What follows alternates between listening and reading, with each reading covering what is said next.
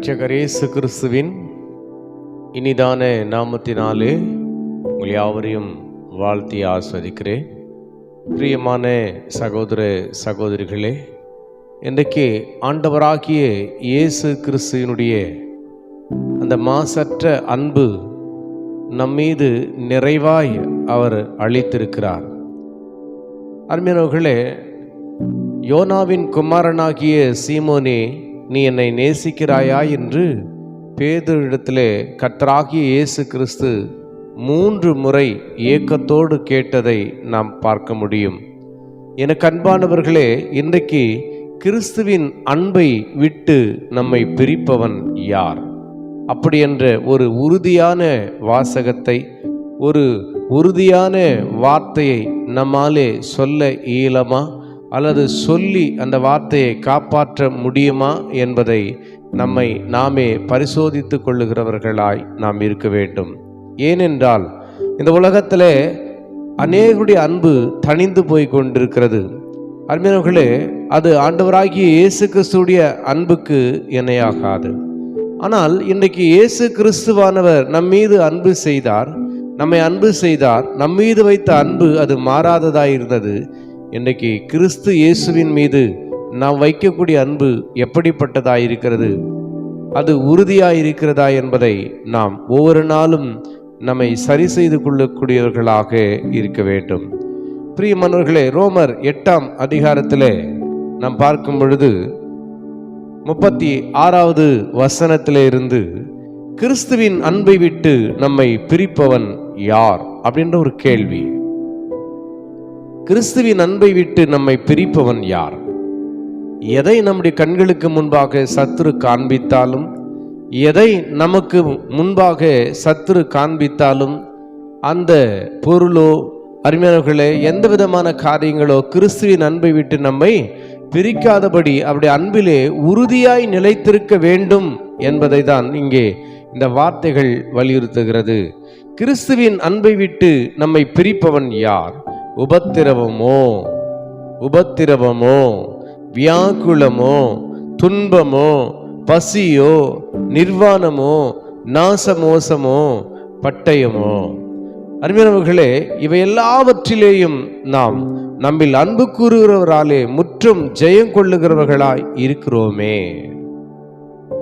மரணமானாலும், ஜீவனானாலும், தேவ தூதர்களானாலும், அதிகாரங்களானாலும், வல்லமைகளானாலும், நிகழ்காரியங்களானாலும், வருங்காரியங்களானாலும், உயர்வானாலும், தாழ்வானாலும், வேறெந்த சிருஷ்டிகளானாலும் நம்முடைய கர்த்தராகிய கிறிஸ்து இயேசுவில் உள்ள தேவனுடைய அன்பை விட்டு நம்மை பிரிக்க மாட்டாதென்று நிச்சயித்திருக்கிறேன். எனக்கு அருமையானவர்களே, இன்னைக்கு சில தருணங்களிலே நம்முடைய வாழ்விலே துன்பங்கள் ஏற்படும் பொழுது, வியாக்குலங்கள் ஏற்படும் பொழுது, நஷ்டங்கள் ஏற்படும் போது, பசி ஏற்படும் பொழுது, பட்டினியும் தரித்திரமும் ஏற்படும் பொழுது, அருமையானவர்களே, அந்த அன்பை விட்டு நாம் விலகி விடுகிறோம். ஆனால் இங்கே பவுல் சொல்லுகிறார், என் ஆண்டவராகிய இயேசு கிறிஸ்துவின் மீது நான் வைத்திருக்கிற அன்பை விட்டு என்னை பிரிப்பவன் யார் என்று சொல்லி. தேவ பிள்ளைகளே, நீங்கள் கர்த்தரோடு வைத்திருக்கிற ஐக்கியத்தை விட்டு பிரிப்பதற்கு எது தடையாயிருக்கிறது? நீங்கள் கர்த்தரிடத்திலே வைத்திருக்கிற அன்பை விட்டு உங்களை பிரிந்து போக செய்வதற்கு எது தடையாயிருக்கிறது? இந்த உலகத்தின் ஆசைகளா? இந்த உலகத்தின் இச்சைகளா? அருமையானவர்களே, இந்த சிற்றின்பங்களா?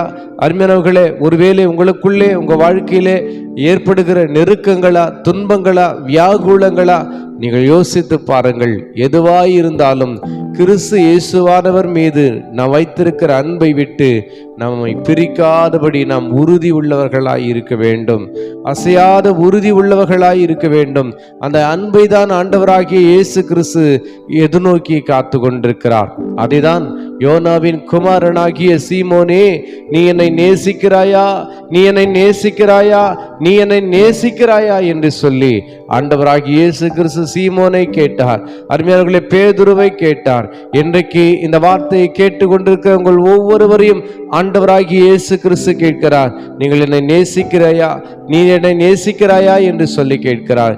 அருமையானவர்களே, கிறிஸ்துவின் அன்பை விட்டு இன்றைக்கு எது உங்களை பிரித்து கொண்டிருக்கிறது? ஐயோ, நான் ஆண்டவரை நான் அதிகமாய் நேசித்தேன், ஆனால் இன்றைக்கு இந்த காரியம் என்னை அவர் விட்டு பிரித்து விட்டது, இந்த காரியம் என்னை அவர் விட்டு தூரமாக்கி விட்டது என்று சொல்லி நீ எந்த காரணங்களை, எந்த காரியங்களை நீ சொல்லுகிறாயோ, இன்றைக்கு அதை இயேசு கிறிஸ்துவின் உயிர்த்தெழுந்த வல்லமையினாலே நீ நிர்மூலமாக்கி, இன்றைக்கு கிறிஸ்து இயேசுவின் மேலுள்ள அன்பை நீங்கள் உறுதியாய் நீங்கள் அறிஞர்களை பற்றி கொண்டு நீங்கள் நிலைத்திருக்கும்படியாய் கர்த்தர் இந்த வார்த்தைகளை உங்கள் மத்தியிலே பேசிக் கொண்டிருக்கிற வசனங்கள் மூலமாய் எனக்கு பிரியமான சகோதர சகோதரிகளே, இன்னைக்கு கிறிஸ்து இயேசுவின் மேலுள்ள அன்பை விட்டு நம்மை பிரிப்பவன் யார்? யார்? எந்த காரியமும் அவர் மேல வைத்திருக்கிற அன்பை விட்டு நம்மை பிரிக்க கூடாது. அதுதான் ஆண்டவர் விரும்புகிறார், எதிர்பார்க்கிறார். அப்படிப்பட்ட உறுதியான விசுவாசத்தையும் அப்படிப்பட்ட உறுதியான அன்பையும் அவர் மீது நாம் வைக்கக்கூடியவர்களாய் இருக்க வேண்டும்.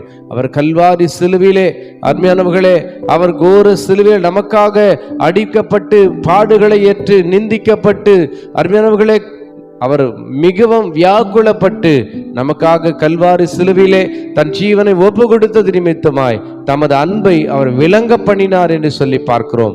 அவருடைய நம் மேல வைத்திருக்கிற அன்பை விளங்க செஞ்சிருக்கிறார். நாம் அவர் மேல வைத்திருக்கிற அன்பை எப்படி விளங்க செய்வோம்?